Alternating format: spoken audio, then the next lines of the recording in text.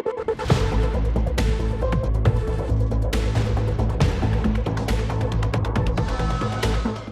वालेकुम। GTV digital के साथ मैं हूं नासिर मुस्तफ़ा। आज एक और अहम और करंट मौजू के साथ आपके साथ हाजिर हैं।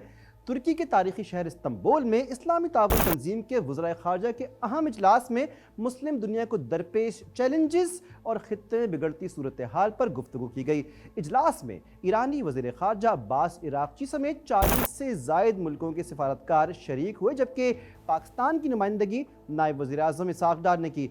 दोस्तों, दिलचस्प बात यह है कि OIC के इस प्लेटफॉर्म पर इसहाक़ डार और अब्बास इराक़ची एक साथ बैठे हुए दिखाई दिए, जो अमन के दुश्मनों को जलाने के लिए बहुत काफ़ी है। साथ में इलाकाई अमन सलामती की अच्छी नज़ीर भी मिल रही है। इजलास के दौरान न सिर्फ ईरान में हालिया कशीदगी का तफसीली जायज़ा लिया गया, बल्कि ईरान और इसराइल के दरमियान बढ़ते तनाव और गज़ा पर इसराइली हमलों के हवाले से खुसूसी सेशन भी मुनक्किद किया गया।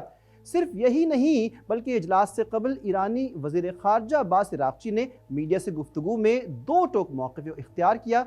उन्होंने कहा कि ईरान इसराइली जारियत के ख़िलाफ़ अपने दिफा का भरपूर हक़ रखता है। उन्होंने वाज़े भी कर दिया कि इसराइल ने 15 जून को होने वाले मुज़ाकरात से सिर्फ 2 रोज़ कबल ईरान पर हमला करके साबित कर दिया कि वो मुज़ाकराती अमल को सबोताश करना चाहता है, यानी कि ख़त्म करना चाहता है और सिफारतकारी का रास्ता इख्तियार करने का ख्वाहिशमंद नहीं है।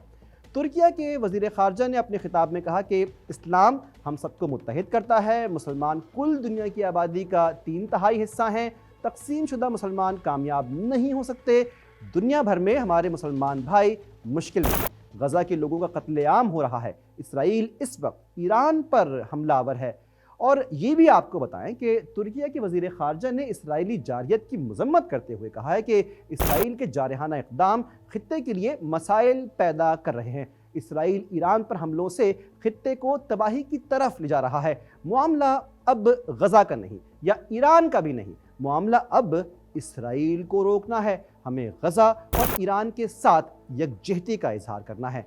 वज़ीर ख़ारजा तुर्किया का मज़ीद ये भी कहना था दोस्तों कि हम आलमी नाइंसाफ़ी के ख़िलाफ़ हैं। तुर्किया OIC में तमाम मुल्कों की मुकम्मल हिमायत करता है।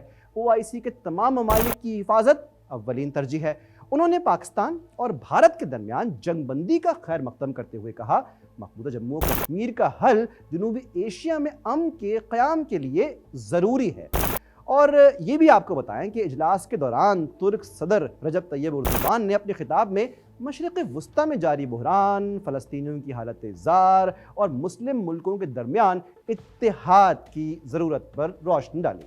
तुर्क सदर रजब तैयब एर्दोगान ने अपने खिताब में इस उम्मीद का इजहार भी किया कि इस इजलास के नतीजे में ऐसे फ़ैसले लिए जाएंगे जो मुस्लिम दुनिया के लिए बेहतरी का बाइस बनेंगे।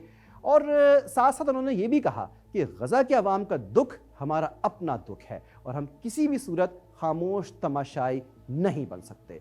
तुर्किया के सदर ने इसराइली मज़ालिम की शदीद मज़म्मत करते हुए कहा, गुज़श्ता 2 साल से इसराइल आलमी ताकतों की पुष्टपनाही में जारियत कर रहा है।